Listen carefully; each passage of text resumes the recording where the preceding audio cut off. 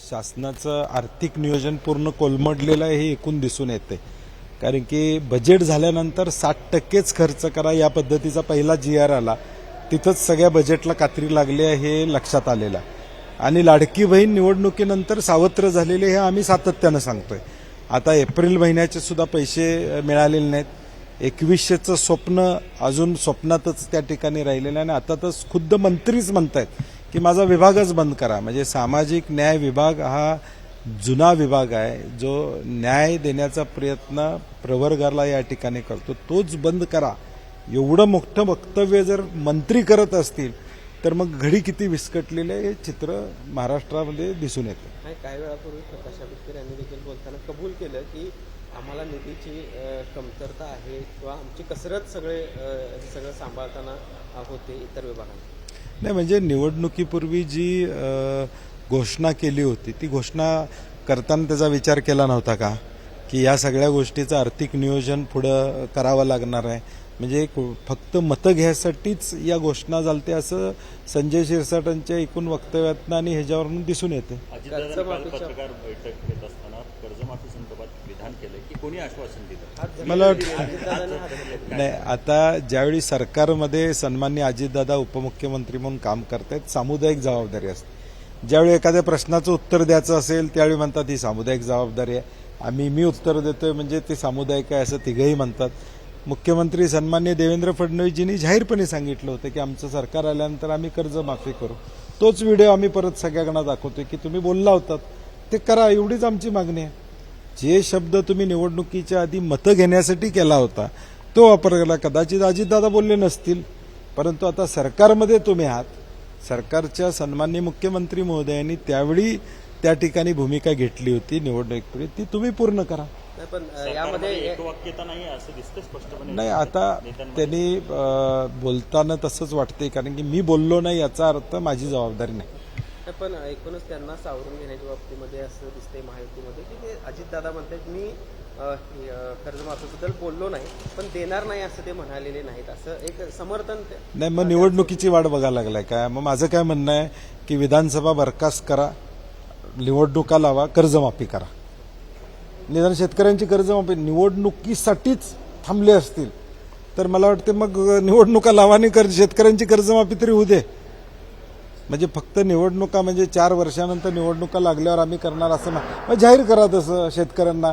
म्हणजे निदान शेतकरी आज जो अडचणीत आहे त्याला कळलं की आमच्या अडचणीच्या काळाची मदत नाही आहे तर निवडणुकीच्या मतासाठीही मदत आहे, हे जाहीर करावं. 100 दिवसाचा परफॉर्मन्स मागला त्याच्यामध्ये नाही, 100 दिवसाच्या परफॉर्मन्सला काय अर्थ नाही आहे. म्हणजे टाईट निधी जो आहे तो खर्च झाला म्हणजे परफॉर्मन्स झाला असं म्हणता येणार नाही.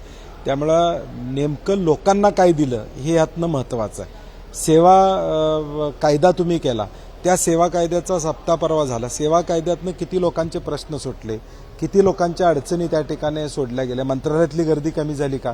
जिल्हाधिकारी कार्यालयासमोरची गर्दी कमी झाली का? उपोषणं या राज्यातली कमी झालीत का?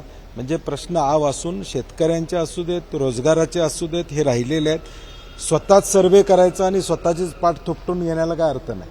जनगणनेचा निर्णय घेतलेला केंद्रानं आपण पाहतो की राहुल गांधींनी हा मुद्दा उपस्थित केला असं काँग्रेसचे नेते सांगतात, पण भाजपने म्हणतात की नाही, तो आम्ही निर्णय घेतलेला. विरोधक सक्षम नाही आहेत की त्यांच्या दबावामुळे असा निर्णय घ्यावा इतके. मला वाटते आता ते त्यांना लक्षात आलेलं आहे की याचं क्रेडिट राहुलजींना त्या ठिकाणी जाते म्हणून ते बोलतात. पण तो देशातल्या लोकांना माहीत आहे. गेले 5 वर्ष आमचे नेते राहुलजी याची मागणी करतायत की ज्यावेळी सेन्सस होईल, सेन्सस हा देशाचा एक थर्मामीटर असणार आहे आणि त्या थर्मामीटरवेळी जातीय जनगणना करावी. कारण की आज आमच्याकडे एक्झॅक्ट डाटा या ठिकाणी नाही. आम्ही ज्यावेळी देशातल्या योजना राज्या जिल्ह्यामध्ये जातात त्यावेळी सेन्ससवर कुठल्या जातीचे लोक कुठं आहेत त्याच्यासाठी जातीय योजना आपण अनुदानं या ठिकाणी देतो आणि ज्याची या ठिकाणी संख्या आहे त्याच्याप्रमाणे त्याला भागीदारी मिळाली पाहिजे, हीच भूमिका राहुल गांधींची आहे.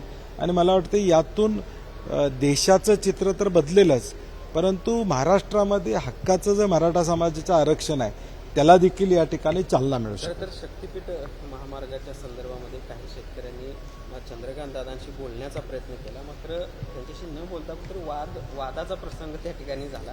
आपली देखील आता दादांचा स्वभाव आम्हाला सगळ्यांना माहीत आहे. दादा ताबडतोब हायपर होतात. त्यामुळे माझी विनंती आहे त्यांना की शेतकऱ्यांची बाजू समजावून घेतली पाहिजे, त्यांचं भावना समजावल्या पाहिजेत. रत्नागिरी नागपूर हायवे असताना या हायवेची गरज नाही. सांगलीचा मेळावा आमचा 4 तारखेला होता, परंतु दुर्दैवानं तो पुढे आम्ही ढकललाय. परंतु पुढच्या 3 दिवसामध्ये राज्याची ऑनलाईन बैठक आम्ही घेतोय. यामध्ये प्रत्येक जिल्ह्यामध्ये आता विरोध त्या ठिकाणी चालू आहे. प्रत्येक ठिकाणी विरोध या रस्त्याला. मग अजून मला कळत नाही शासन आग्रह का करते. आणि म्हणून आमची भूमिका ठाम आहे, गरज नसलेला रस्ता नको.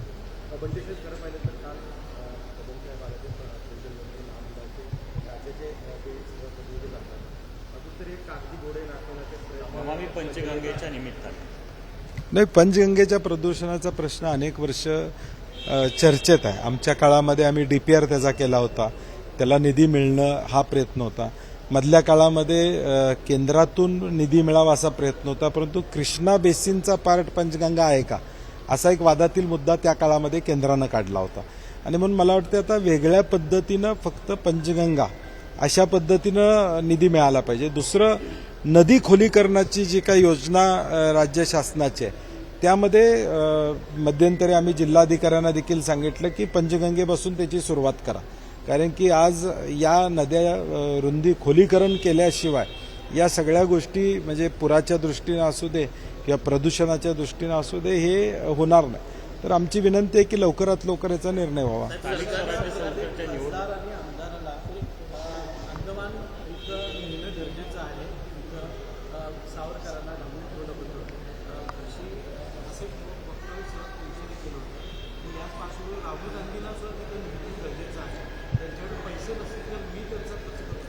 शरद पवारांना सातत्यानं प्रसिद्धी हवी असते, त्यामुळे ते मोठं मोठं बोलत असतात. सरकार एकीकडे 100 दिवसाचा कार्यक्रम साजरा करतो, पण याच काळामध्ये 2 मंत्री वादाला ते कोकाटे आणि त्याच्यानंतर राधाकृष्ण विखे त्याच्यावर भ्रष्टाचार चालू. नाही, मला वाटतं एकूणच राज्यकारभारच वेगळ्या पद्धतीनं चाललेला आहे. कुणाचा पायपोस कुणाला या ठिकाणी नाही हे वारंवार झालेल्या निर्णयामधून या ठिकाणी दिसते.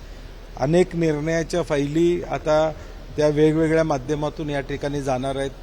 काही फायली शिंदेसाहेबांच्याकडून मुख्यमंत्र्याकडे जाणार आहेत, काही फायली उपमुख्यमंत्र्यांच्याकडे जाणार आहेत. आता फाईललाच कळेना की नेमकं कुठल्या वाटेनं जावं की मंजुरी मिळेल.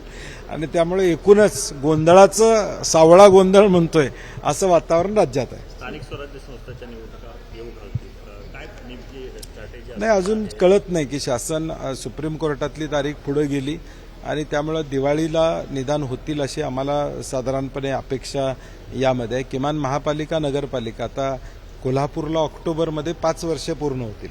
प्रशासकाची कारकिर्दीला 5 वर्ष कोल्हापूर महापालिकेला पूर्ण होतं. नवी मुंबई मला वाटते आमच्याबरोबरच आहे, नांदेड आमच्याबरोबर त्या ठिकाणी 5-5 वर्ष स्थानिक स्वराज्य संस्थेमध्ये लोकप्रतिनिधी नसणं हे अत्यंत महाराष्ट्राच्या विकासाच्या दृष्टीनं दुर्दैव आहे. आणि आमची अपेक्षा आहे की सुप्रीम कोर्टात लवकर हिअरिंग होऊन त्याचा निर्णय होऊन निवडणुका व्हाव्या. पक्षीय पातळीवर निवडणूक लढवली जातील की स्थानिक? नाही, अजून वेळ आहे या सगळ्या चर्चेला. अजून बरंच पाणी वाहून जाणार आहे. काय होतंय राज्यामध्ये अजून आपल्याला माहित नाही, त्यामुळे बघू. पहलगाम अटॅकनंतर गृहमंत्री अमित शहानी राजीनामा द्यावा अशी मागणी होती. या संदर्भात आमच्या केंद्रीय नेतृत्वाने जाहीरपणे सांगितलेलं आहे की या संदर्भात एक लाईन धरणं गरजेचं आहे आणि ती लाईन धरून काँग्रेसचे सर्व या संदर्भात वक्तव्य करतील. त्यामुळे मला दुसरा एक प्रश्न म्हणजे संजय बाबांनी आता भाजप प्रवेश केलेला आहे. शाहू महाराजांच्या प्रचारात ते आघाडीवर होते, तुमचे त्यांचे देखील संबंध अगदी चांगले आहेत. अशा पार्श्वभूमीवर त्यांचा भाजप प्रवेश कसं बघता तुम्ही याकडे? नाही, आणि कदाचित शक्तीपीठमध्ये सुद्धा नाही, शक्तीपीठमध्ये त्यांची भूमिका अजून तरी ठाम आहे की शक्तीपीठला विरोध ही संजय बाबांची भूमिका अजून देखील ठाम मला त्या ठिकाणी दिसते. आता पुढच्या राजकीय प्रवासासाठी असेल किंवा उद्याच्या भविष्यकाळातल्या काही विषय असतील, विकास कामं असतील, त्या तालुक्यातले असतील, त्यामुळे कदाचित त्यांनी भाजपचा मार्ग धरला असेल.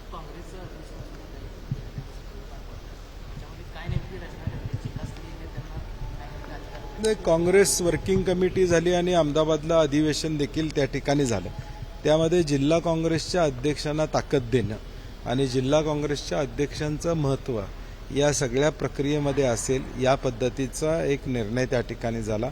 जिल्हा अध्यक्षाच्या निवडी देखील अगदी सगळ्यांना विश्वासात घेऊन नॉमिनेट न करता आता गुजरातमध्ये आपण बघतोय बाहेरच्या राज्यातले तिथं नेमणूक करून त्यांच्यामार्फत तिथल्या लोकांचा अंदाज घेऊन अध्यक्ष निवडावे असा निर्णय त्या ठिकाणी घेतलेला आहे. आणि म्हणून मला वाटते संघटनात्मक बळ देण्यासाठी हे पाऊल अत्यंत चांगलं राहील. एबीपी माझा, उघडा डोळे बघा नीट.